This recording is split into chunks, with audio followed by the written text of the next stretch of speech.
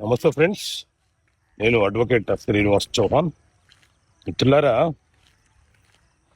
ఎవరైనా ఒక వ్యక్తి మరొక వ్యక్తి చేత బాధించబడినా, వేధించబడినా, ఏ రకమైనటువంటి ఇబ్బంది పెట్టబడినా ఆ వ్యక్తి పోలీస్ స్టేషన్కి వెళ్ళి కంప్లైంట్ చేస్తే పోలీసులు పట్టించుకోకపోతే ఏం చేయాలి? ఇది చాలామంది వచ్చి మనకు చెప్తా ఉంటారు. సార్, నేను పోలీస్ స్టేషన్కి వెళ్ళినా, కంప్లైంట్ ఇచ్చినా పోలీసులు పట్టించుకోవటం లేదు, ఎఫ్ఐఆర్ చేయటం లేదు. సో అక్కడ అఫెన్స్ జరిగినా కూడా పోలీసులు పట్టించుకోవటం లేదని చెప్తుంటారు.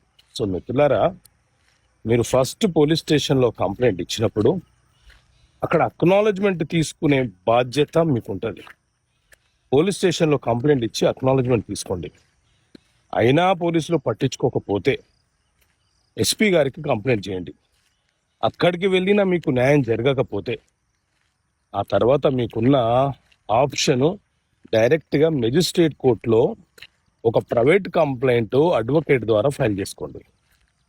న్యాయస్థానము దీని మీద విచారణ జరపమని ఆదేశాలు ఇస్తుంది. వెంటనే ఎఫ్ఐఆర్ చేయాల్సి వస్తుంది.